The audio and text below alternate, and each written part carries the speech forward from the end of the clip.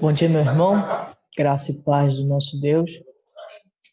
Vamos então, nessa manhã, dar continuidade ao nosso estudo da nossa lição de EBD. E nós vamos falar nessa oportunidade na lição de número 12, que nos fala a respeito do valor da vida. E algo que deve ser lembrado, algo que deve ser muito refletido nessa manhã. E eu gostaria de ler o que a revista nos fala, algo muito interessante. Eu vou ler na íntegra, porque é uma questão muito interessante que devemos pensar. Olha o que nos diz.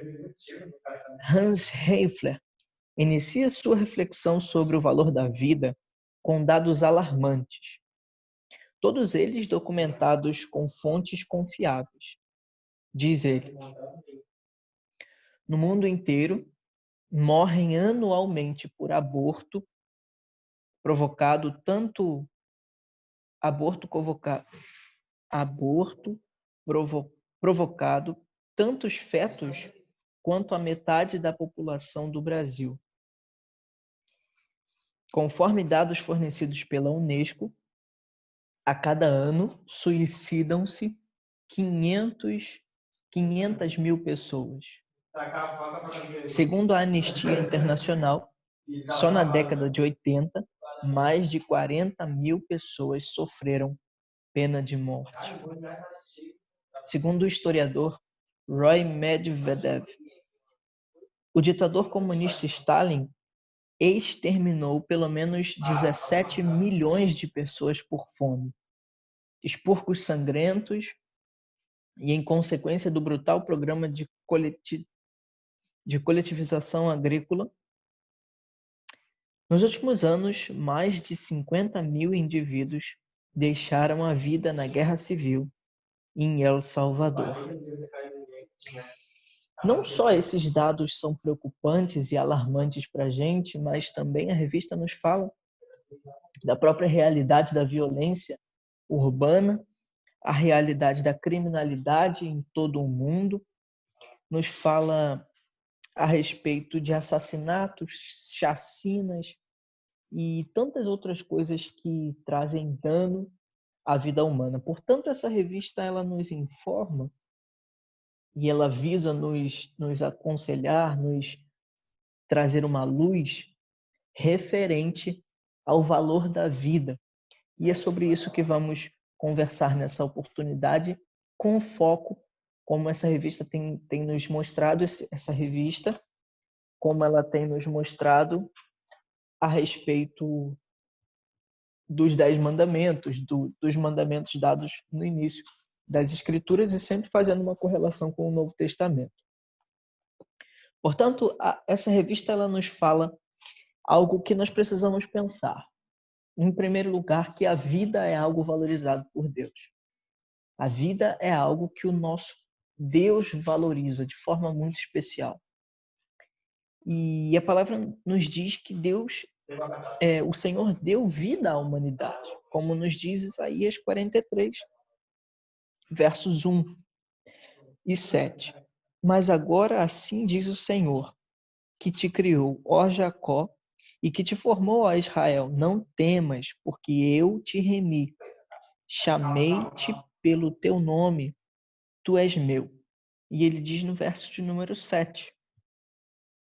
A todos os que são chamados pelo meu nome, eu os criei para minha glória e que formei e fiz. Portanto, é muito importante nós pensarmos que é de suma importância entendermos que Deus valoriza a vida. Deus valoriza a vida de forma muito especial. Tanto que Gênesis traz o relato de que nós fomos criados à imagem e semelhança de Deus. Nós, seres humanos, fomos criados à imagem e semelhança de Deus. Isso também nos anuncia a grande importância que o ser humano tem. Por isso, essa revista vai nos falar sobre esse valor à vida. O valor da vida não é só importante por ela ser imagem de Deus, mas também porque ela tem valor quanto à sua função na criação também. Deus vai nos falar isso quando ele dá ordem a Adão e Eva para cultivar no jardim, para continuar na administração da criação de Deus. Portanto, vemos a importância e a necessidade de valorizar a vida. Não é à toa que o Senhor também fez um plano soberano de resgate da humanidade para trazer vida a essa humanidade. Tamanha a importância que Deus dá à vida humana. Mas, em primeiro lugar, a revista vai nos falar e nos ensinar sobre o que significa não matarás, que está nas Escrituras. O que significa isso?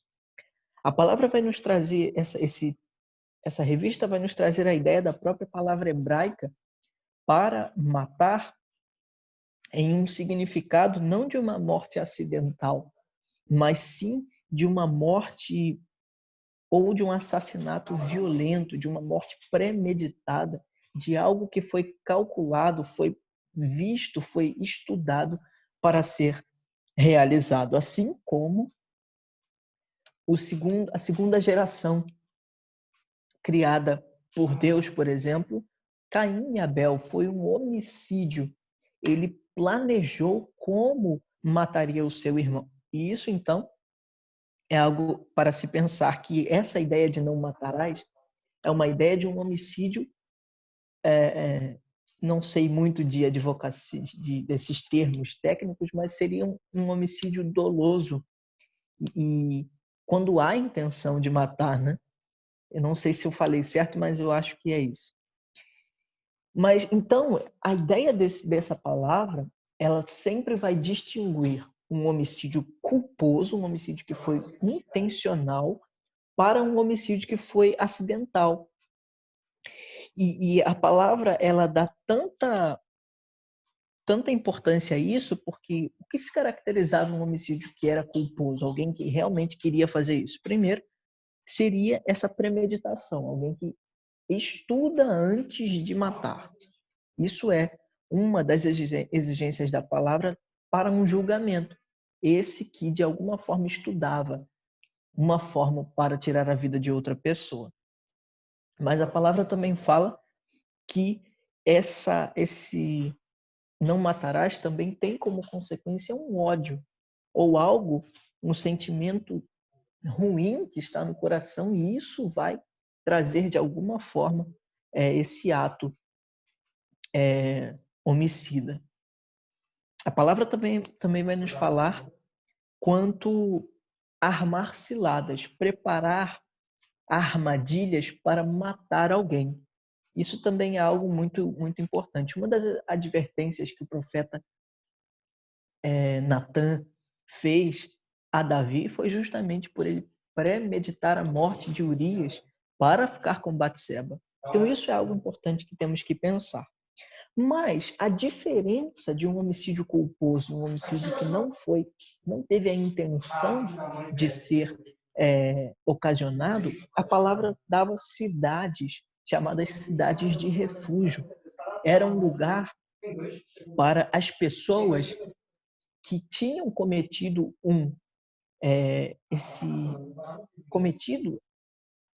o assassinato, e esses que não tinham a intenção de matar, eles de alguma forma eram resguardados pela lei em Israel.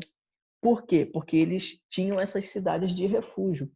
As cidades de refúgio eram para aqueles que eram acusados de homicídio, e a família, segundo a lei de Israel, a família, os mais próximos daquele que foi morto, podiam vingar o sangue. Por isso, então, aquele que era o assassino agora tinha possibilidade de ser assassinado, de morrer pela família daquele que perdeu seu ente querido. Então, virava meio que uma guerra para matar aquele que foi o responsável pelo crime. Por isso, as cidades de refúgio eram cidades localizadas em toda a extensão de Israel, em que essas pessoas podiam morar, habitar ali, até e serem resguardadas por aqueles que ali habitavam, para que pudessem ser protegidos destes que agora podiam vingar o sangue o nome dessa lei é até a lei do parente remidor, ou seja, o parente podia remir o sangue daquele que acabava, que havia morrido. Então, isso é algo curioso que a palavra nos fala também. Justamente para diferenciar esse homicídio culposo daquele que acidentalmente cometia um homicídio. Mas nós temos que entender que é muito importante percebermos não só essa questão do assassinato, mas a palavra nos traz alguns julgamentos a respeito disso, falando que é inaceitável perante o Senhor essa questão de tirar a vida, e a palavra nos ensina, veja o que Gênesis vai nos falar: se alguém derramar o sangue do homem, pelo homem se derramará o seu, porque Deus fez o homem segundo a sua imagem. Portanto, nós temos que pensar também nas consequências desse homicídio e como isso é delicado se pensar num cenário religioso, porque é um coração que está obstinado. Pense no caso se eu não me engano, foi a Flor de Lis, eu acho que foi a Flor de Lis que foi envolvida com essa questão do homicídio do seu marido. Como ficam essas questões no meio evangélico entre aqueles que são considerados servos do Senhor? Isso é algo muito importante para nós pensarmos também. E a revista nos deixa uma pergunta interessante assim: já que o homicídio nasce no coração do homem após a queda, como podemos guardar coração puro para que os desejos homicidas não nos dominem? Sabe, é algo muito delicado pensarmos nisso, mas muitas pessoas, elas têm isso no seu coração. Pessoas que têm essa questão, por serem mais violentas e às vezes até... E eu até indico a você uma série que eu tenho assistido no YouTube no YouTube não, na Netflix, sobre as piores prisões do mundo. E é interessante muitos dos casos em que o entrevistador pergunta se você se arrepende do que você fez, nos casos de homicídio, e 100% deles falam: todos os dias eu me arrependo do que fiz. Mas você vê que é um impulso do ser humano, por conta do pecado, em fazer mal a si mesmo, ao próximo e por não estar em alinhamento com o seu Criador. Mas nós precisamos entender agora, em segundo lugar, como funciona essa questão da lei no Antigo Testamento. Como era isso no Antigo Testamento? E nós precisamos entender que algumas mortes eram permitidas por Deus em casos específicos, e nós vamos relatar quais são esses casos. Polêmico. É algo muito polêmico falarmos isso na sociedade que vivemos no século XXI. Mas veja, o assassinato premeditado era uma possibilidade para que houvesse, de alguma forma, essa permissão para a pena na vida de alguém. Olha o que a revista vai nos falar. Reflita. Está escrito errado aqui, mas a ideia é que a pena de morte era permitida e sancionada por Deus em alguns casos. Então, veja, o primeiro é o assassinato premeditado, o planejamento para a morte de alguém. Em segundo lugar, o adultério era um motivo de morte, o sequestro, o homossexualismo, o incesto, a bestialidade, a desobediência aos pais, ferir ou amaldiçoar os pais, as falsas profecias, blasfêmias, profanação do sábado e sacrifício a falsos deuses. Portanto, nós vemos essas exigências, que essas são as formas como Deus julga necessário até mesmo a pena com morte. Isso é muito sério de pensar. Mas há também casos na Bíblia, e nós estamos falando de um assunto muito polêmico, eu reconheço isso, mas a palavra vai nos falar também que existem casos que o Senhor ordena a morte, ordena que haja morte. Veja, o caso de Josué, quando a família de Acã é apedrejada, visto que o povo tinha acabado de chegar em Canaã e a ordenança era que não se pegasse nenhum despojo, que são as riquezas do povo que é possuído, da cidade que é dominada, era expressamente proibido pegar os despojos, as riquezas desses povos que eram dominados pelo povo de Israel, e Acã esconde debaixo da sua tenda os despojos, e assim o Senhor revela a Josué que o pecado estava sobre Israel, porque alguém havia pego o despojo. Então, após haver a reunião e ver cada um, Acã então se revela como aquele que fez o pecado, que cometeu o pecado. E a pena é a morte, apedrejamento. Isso é muito sério dentro das escrituras, e nós podemos ver o caso dos amalequitas, de Saul, que foi condenado por Deus. Enfim, são diversos os casos, e as escrituras vai nos falar disso, diversos casos em que o próprio Deus ordena essa morte. Então, nós precisamos pensar que Deus ele não negocia os seus princípios. Ninguém é pego de surpresa diante desse julgamento, mas sim algo que já era expressamente anunciado na lei que não se podia fazer. Então, é algo muito importante de pensarmos.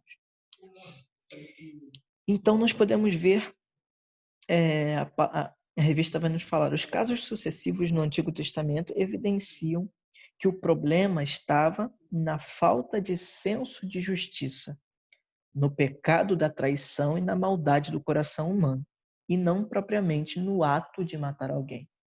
Portanto, o ato final, que é a morte, apenas evidencia ou dá um diagnóstico da condição humana. A revista nos fala que é uma questão de falso senso de justiça, e nós temos isso até hoje. Essa ideia de que a nossa justiça ela é verdadeira e ela pode gerar algum fruto bom. Não, mas a palavra nos diz que a justiça deve ser implementada agora, é a justiça do reino de Deus. Então é algo para se pensar. Mas também nos fala que na questão da maldade do coração humano, a perversão do coração humano, e lembrando que o coração, quando nós vemos nas escrituras, nos falam do nosso querer, do nosso pensar, do nosso sentir e do nosso perceber. Então, toda a nossa estrutura está comprometida quando se refere ao coração. E a questão do pecado que trai os nossos sentidos, que deixa turva a nossa visão, nosso senso de justiça, e a nossa própria visão do outro. E isso tudo resulta no homicídio, em pessoas que têm essa característica desses três aspectos. Isso a revista nos ensina. Mas nós temos que ver que, em terceiro lugar, a revista vai nos falar, vai nos trazer qual é a visão de um homicídio ou da morte de alguém diante do Novo Testamento. Como o Novo Testamento lê essa questão do homicídio? Perceba que antes a ideia era de olho por olho, dente por dente. O que foi feito, da mesma forma haverá pagamento. Mas agora em Cristo há uma reinterpretação da lei a partir de sua vinda. Então, nós precisamos pensar o que a revista vai nos falar e o que a palavra vai nos falar a respeito disso. Veja o texto em Mateus 5. Mateus 5, verso 17. Não penseis que eu vim revogar a lei e os profetas. Não vim revogar, vim para cumprir. 21 e 22. Ou melhor, isso mesmo, 21 e 22. Ouviste o que foi dito aos antigos, não matarás. Quem matar estará sujeito a julgamento. Eu, porém, vos digo que todo aquele que sem motivo se irar contra seu irmão estará sujeito a julgamento. E quem proferir um insulto a seu irmão estará sujeito a julgamento no tribunal. E quem lhe chamar tolo estará sujeito ao fogo ao inferno de fogo. É importante nós pensarmos que existe uma ruptura no Novo Testamento quanto à visão da antiga aliança ou do Antigo Testamento. Era uma visão referente a atitudes que fossem tomadas. Era uma questão de vigilância, porque se fosse pego no ato que haveria julgamento. Somente assim. Se alguém fosse culpado de homicídio sem haver provas visíveis do julgamento, do ato, não haveria pena, porque somente diante de vigilância que isso acontecia. No Novo Testamento, em Cristo Jesus, há uma reinterpretação dessa questão. Porque agora em Cristo, a visão não é de uma questão de vigilância, quem fez e não fez. Não é uma questão de ética, de regra de conduta, entre posso ou não fazer isso, posso ou não fazer aquilo. Mas é uma questão de consciência. Veja que a palavra nos traz essa visão. E veja o que a revista vai nos falar, que esse texto que acabamos de ler deixa claro o simples fato de, sem motivo, nos irarmos contra o irmão, já nos coloca sujeitos à disciplina. Então, a questão agora é da consciência, do perceber quão depravados somos e quão sujo, quão distante da vontade de Deus o nosso coração está. E só essa questão do pensar sem motivo já coloca em julgamento. Porque, veja, e o que proferir um insulto contra alguém já está com motivo suficiente de ser condenado pelo julgamento de Deus. Então, veja que agora no Novo Testamento a coisa é muito mais delicada, porque passa pela consciência, não só pelos atos. Não é a questão se Deus está vendo ou não. Não é a questão se a igreja vai me expulsar ou não. Mas é uma questão de consciência diante do Deus que deu a ordenança. Mas veja que há uma evidência clara no Novo Testamento de que os crentes são evidentemente advertidos contra o assassinato. Veja em 1 Pedro, 1 Pedro 4,15. Não sofra, porém, nenhum de vós como assassino ou ladrão, ou malfeitor, ou como quem se intromete em negócios de outrem. Então, aqui ele está falando que a questão do sofrimento, da advertência quanto ao assassinato, mas a palavra vai nos falar também sobre o ódio, que o ódio é uma das expressões de assassinato. O ódio é comparado com o assassinato. Veja em 1 João 3, verso 15. Todo aquele que odeia o seu irmão é assassino. Ora, vós sabeis que todo assassino não tem a vida eterna permanente em si. Olha que sério é isso. A questão do ódio, do coração corrompido e de isso de estar inflamado no coração é um motivo de ser considerado assassinato. Isso é muito sério. Mas o texto também vai nos falar que o próprio assassinato é uma expressão daquele que é ímpio, daquele que não tem a revelação do Evangelho e não tem o seu coração transformado pelo Evangelho. Romanos 1, 29 diz: cheios de toda injustiça, malícia, avareza e maldade, possuídos por inveja, homicídio, contenda, dolo, malignidade, sendo difamadores. Esse é o diagnóstico do porquê o homem é julgado perante Deus como incapaz de se justificar. Por isso, somente por meio de Cristo, porque tudo isso nós temos o potencial de ser se não for a graça de Cristo Jesus. E não só o homicídio é advertido severamente pela palavra, não só o ódio é considerado também assassinato, não só o homicídio é uma marca dos ímpios, mas a razão é, como nos diz Apocalipse 22, perceba, a palavra vai nos dizer que essa é a razão pelo qual os que o cometem não podem entrar no reino no céu. Veja, 22:15. Fora ficam os cães, os feiticeiros, os impuros, os assassinos, os idólatras e todo aquele que ama e pratica a mentira. Então isso aqui nos mostra que o assassino, isso é delicado porque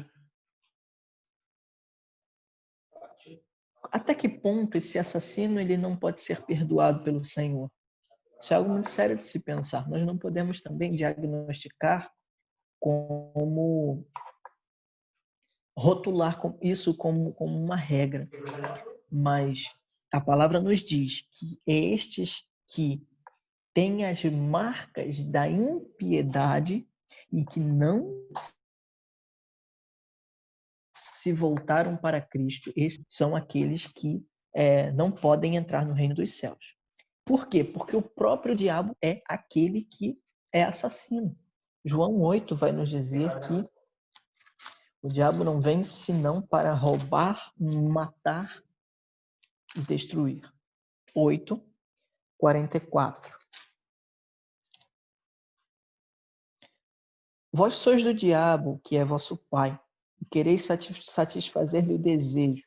Ele foi homicida desde o princípio e jamais firmou na verdade.